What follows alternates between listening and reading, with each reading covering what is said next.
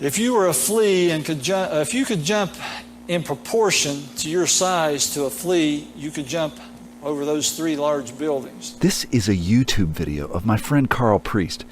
On his blog, he calls himself the Insect Man.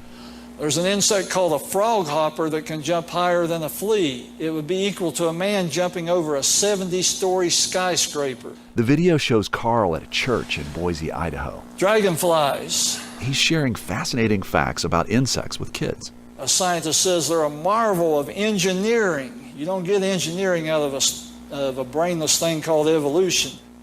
Oh, and did I mention this?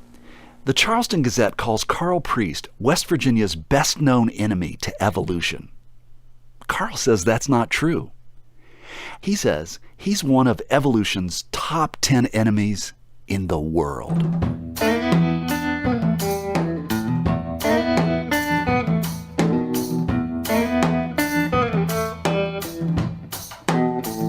I'm Trey Kay, and this is Us and Them from West Virginia Public Broadcasting.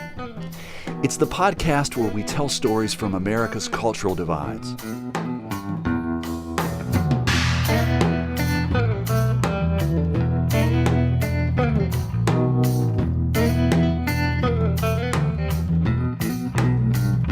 Today we hear from 2 guys who have strong opinions about science. Strong enough that they put their money where their mouths are.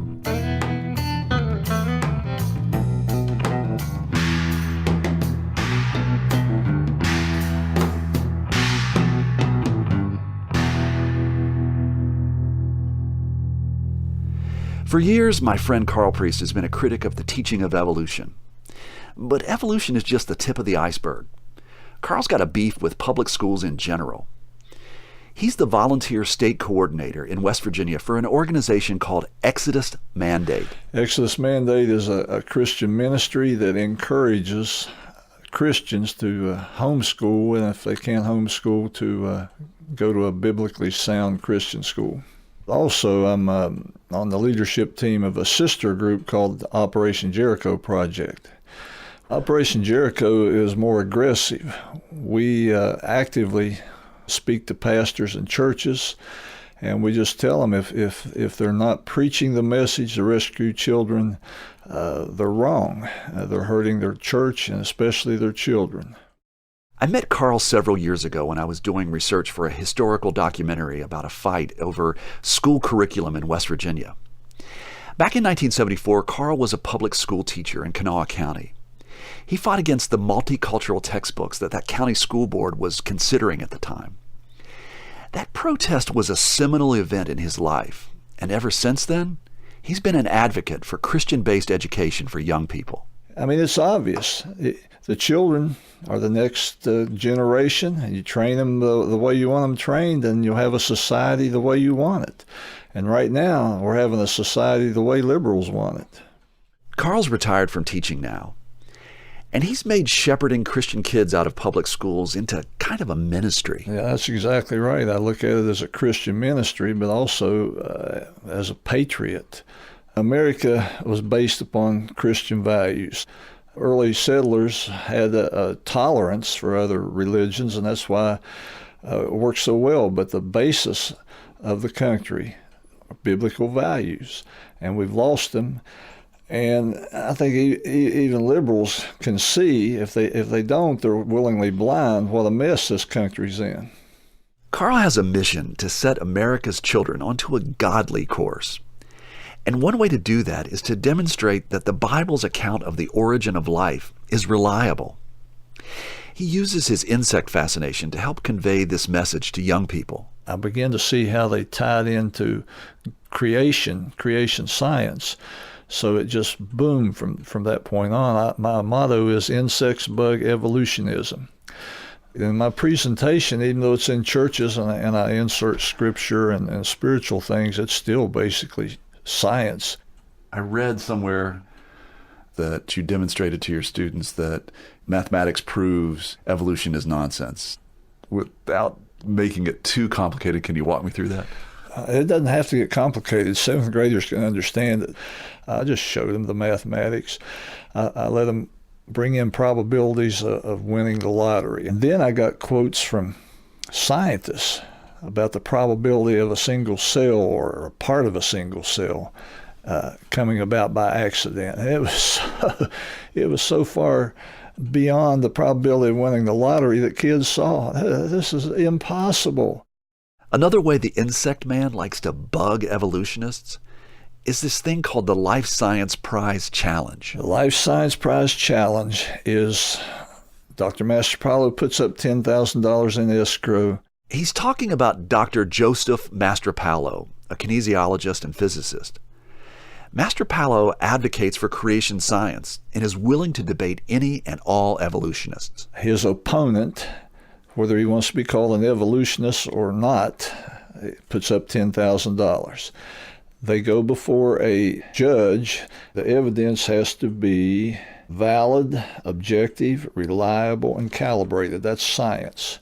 It has nothing to do with the Bible. It has to do with evidence. I spoke with Dr. Mastropaolo, and he believes that a courthouse is the proper place to evaluate evidence for or against evolution.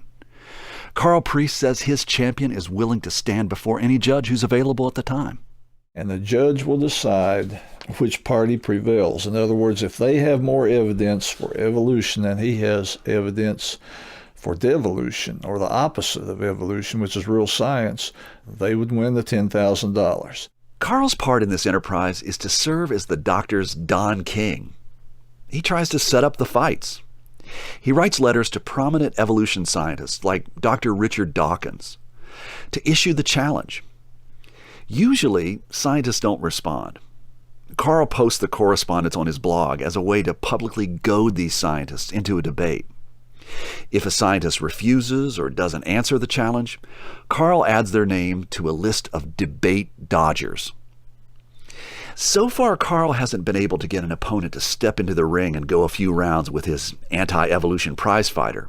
But he says the point is to attract attention. I'm wanting to reach the people who haven't made a decision, lurkers. They won't make comments, but they'll read them, and they'll think, and they'll go check. Liberals, they still have some hope. When a liberal gets converted to either Christianity or conservatism, they are the best evangelists for either subject. So there's hope for liberals. Do you have a hope that you can once and for all disprove evolution and that people will say, aha, he did it, and everybody will fall in line? Evolution's disproved. I think your question is basically, will everybody believe it? And the answer is no to that, because it's not a head thing, it's a heart issue. If some evolutionist were to take the life science challenge and they were to prevail and were to prove that evolution was factual, was not a lie, as you believe it to be, where would you be at that point? I wouldn't be disappointed. I'd just be surprised, but it still would be God had to do it. Evolution cannot occur on its own. It would take an intelligent being to get it going.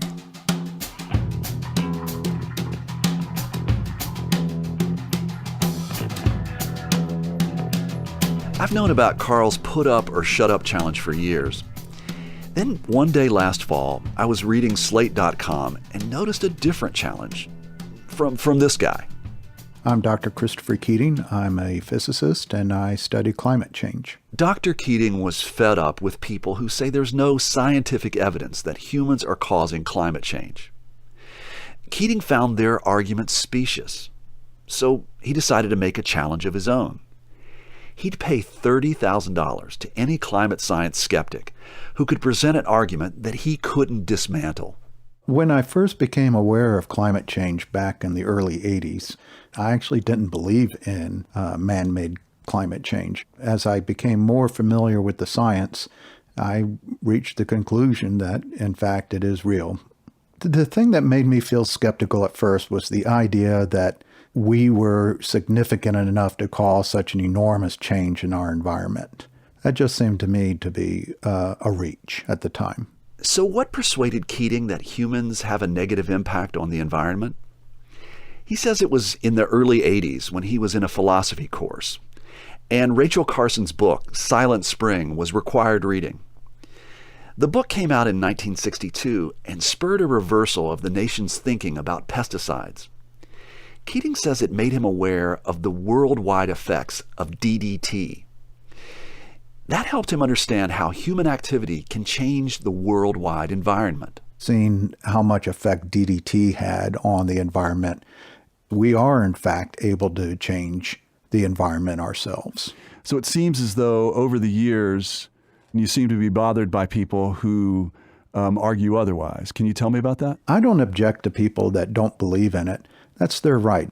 But I do have a particular problem with what I call the denier industry, actively working to undermine the science and deceive the public.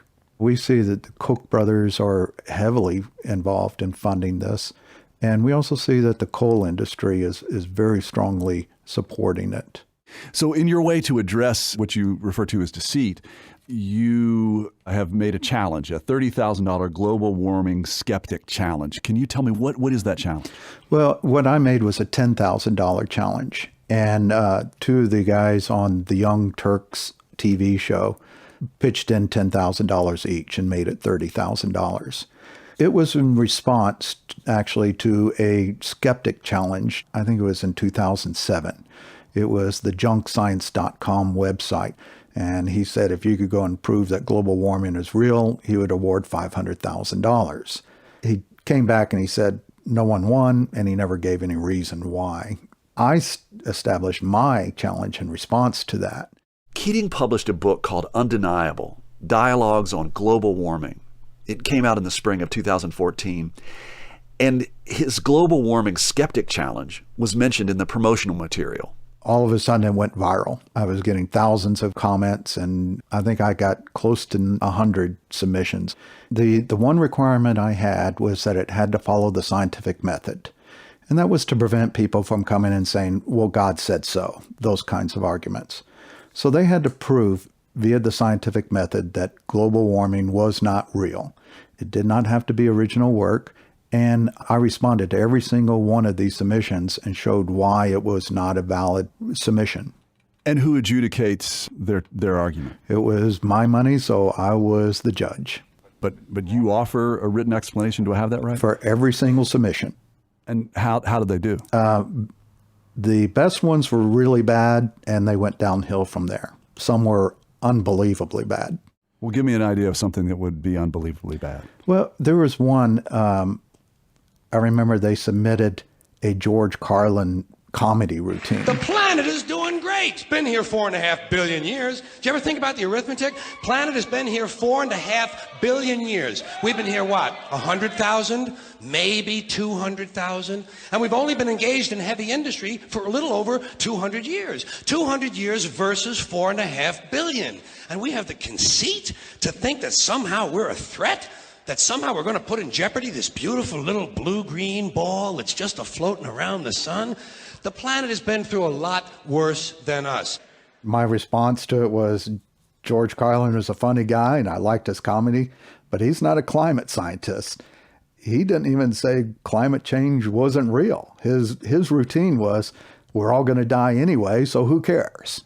But you said that basically most of them were bad. I mean, you're telling me that there wasn't one compelling argument, one that made you think, oh, gosh, I'm going to have to pull my checkbook out? Let me put it to you this way. Basically, this goes back about 150 years. So there's millions of man-hours involved to get us to the point that we are right now. The community of climate scientists are not suddenly going to go and slap themselves in the forehead and go, God, we never even thought about that. So I was very, very skeptical that anyone would be able to produce any kind of science that shows that it is not valid. And what about the argument of the fluctuations, where there's warming periods and cooling periods, and we just happen to be in a warming period right now, but that's going to naturally change? That is one of the most common arguments. What they're saying is we're in a warming period. Warming periods in the past were natural, therefore the warming period today is natural. But it is a false argument. Nowhere has anyone shown that what we are in now is a naturally occurring warming cycle. In fact, when we go and look at the naturally occurring cycles, we are actually in a naturally occurring cooling cycle right now, which is a very scary thought. What that means is that if this cooling cycle stops and turns into a naturally occurring warming cycle, then we have man-made global warming on top of a naturally occurring warming cycle, and things are going to get really warm. While I was speaking with Dr. Keating, I was in a studio at West Virginia Public Broadcasting while he was at his home in Central Texas. I was working on a story about two very different people promoting very different put-up or shut-up science challenges. And I wondered what they might think of each other's ideas. So I asked Karl Priest to come into the studio and sit in on my discussion with Dr. Keating. Christopher Keating, this is Karl Priest. Karl Priest, Christopher Keating.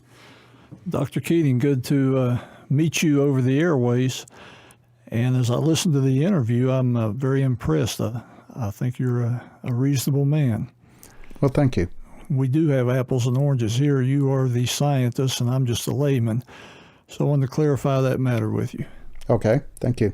It was fascinating the way you described some of the responses to your challenge. We found similar things with ours. We've taken a lot of verbal abuse, threats of a lawsuit, and I even had a West Virginia state trooper show up at my door one time due to a complaint from someone that we challenged. I haven't had a trooper show up at my front door, and on behalf of the scientific community, I want to apologize to you about that. You have a right to go out here and say what you believe, and if we disagree with you, that's our right. But no one has a right to go and start threatening each other and abusing each other over these issues. Yeah, I appreciate you saying that, and I found very little to disagree with as Trey interviewed you regarding reasonable conversations. And as you said, some of your family and best friends disagree with you. That's the same way with me. Now, I'm a Christian, and some good brothers in Christ disagree with me. Some of my best friends who have supported me on evolution have been pastors and priests. I've had some really great conversations on the subject with men of the cloth. I know many scientists who are devoutly religious. Science and religion are not necessarily in opposition to each other. They are not exclusive. There will be peace in the valley for me someday. There will be peace in the valley. As I listened to this, I thought I was experiencing an us and them miracle. I mean, on the internet or on my Facebook page, I've seen people on either side of the climate or evolution debate just tear into each other in the most vicious way. But here, liberal Dr. Keating was speaking respectfully to conservative Karl Priest, and vice versa. Was this peace in the valley? The lion lying down with the lamb? Then the conversation began to take a turn. I don't equate creationism with Christianity at all. In fact, I think it is anti-Christianity. If you go and look and see what the Bible says and compare it to what creationists are saying, in my opinion, they are not in sync at all. They're 100% opposed. I don't feel that attacking creationism is an attack on Christianity. And I don't want to attack anyone's religious beliefs at all, no matter what that religious belief is. I'm not going to debate you on whether or not Christianity and creationism go together, but Dr. Keating, I'd like to hear your best evidence of evolution. Well, I'd give you something real quick. You get a flu vaccination every year. Yeah, I do. Now, go ahead. Flu vaccination is proof positive of evolution. Once you get a flu vaccination, you're immune to that flu forever. The reason you have to get a new flu vaccination every year is because the flu has mutated into a new virus. And so now you have to get immune to that new virus. And so, yeah, there we have evolution going on right there, very rapidly, in fact. No, that's not correct, Dr. Keating. You started with a virus. You got a virus when it mutates. It's just like you have a poodle and a German Shepherd. They're still dogs. There's a wide designed ability to have variation. But you're never going to have a dog change to a cat. You're never going to have a virus change to a paramecium or whatever it might be. Over a long period of time, given enough time, you're not going to have a dog turn into a cat, but you'll have one line of life that will mutate into a completely different line of life. And that is documented so extremely well that it's difficult to debate that issue at all.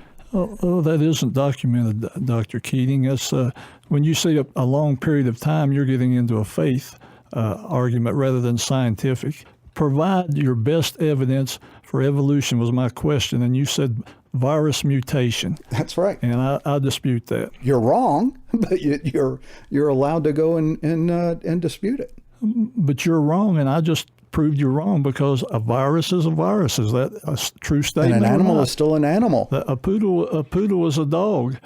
A poodle is a dog, and a dog will always be a dog, always has been, and that's science. That's observational science. And that is your false argument. That's your false argument again.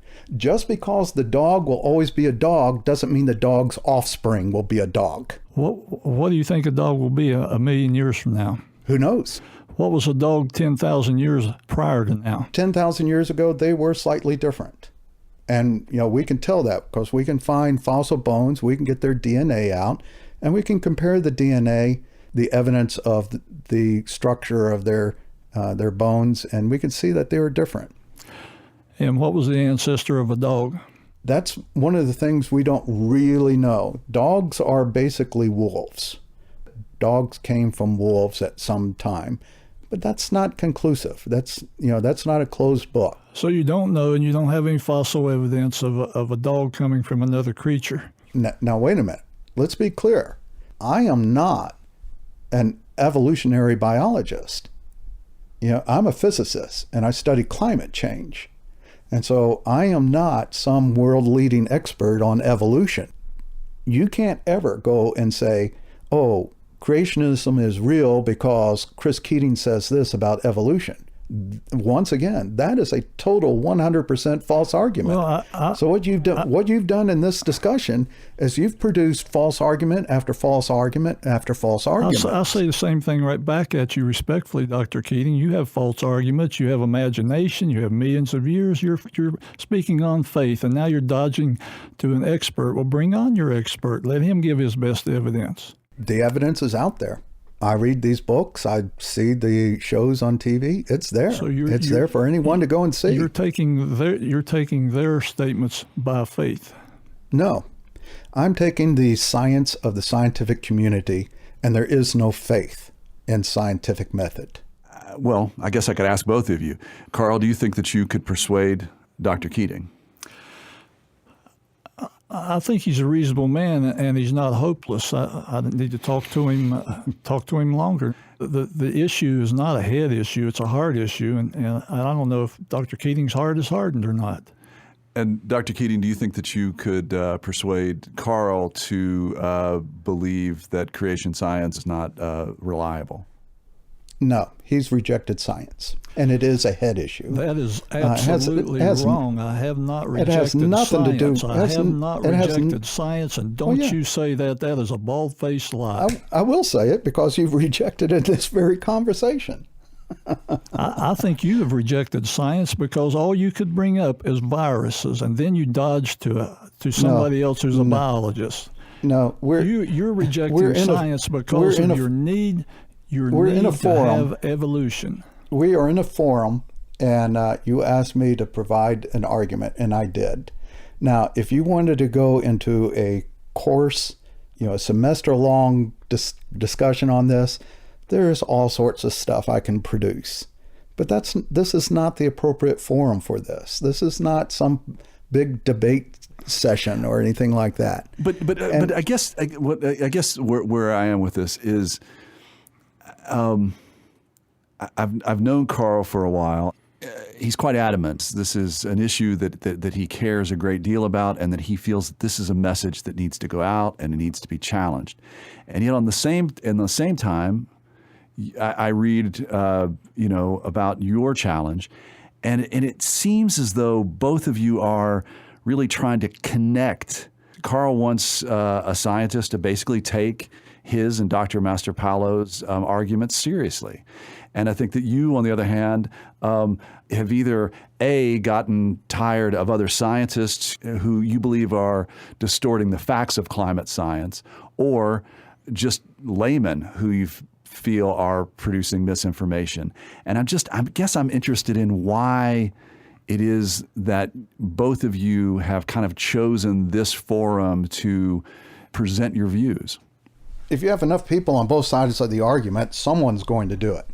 And we happen to be the ones in our respective domains that chose this venue. But you don't think that you're going to persuade somebody like Karl. And I don't think that Karl's going to persuade somebody like you, although he says that he says that it doesn't seem like your heart is hard, although maybe he's changed his mind. Well, if he'll produce science that shows evolution is not correct, then I would be very interested to see it. Unfortunately, evolution is probably the single most well-proven theory in all of science. Yeah, that's a faith statement.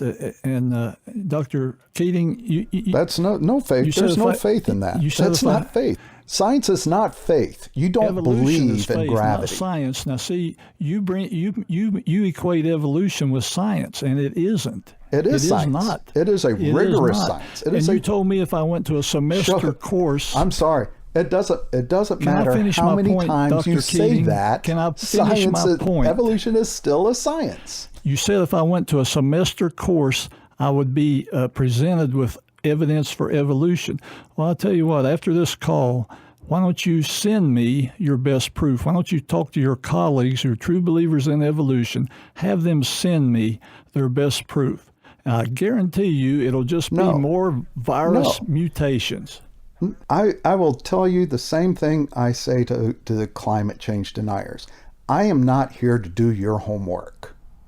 The science is out there. You're dodging. The evidence is out there. You're dodging. Proof is out there, and it is easily accessible for anyone who is willing to do their homework. I am not dodging. What I'm doing is I'm not letting you take over my life. You're dodging.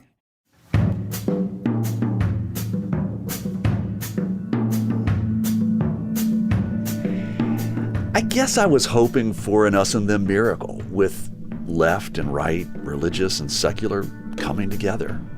But it just seemed to devolve into the same place it usually goes, with each side taking jabs at the other. Christopher Keating and Karl Priest both say they don't really expect their put up or shut up challenges to win any converts.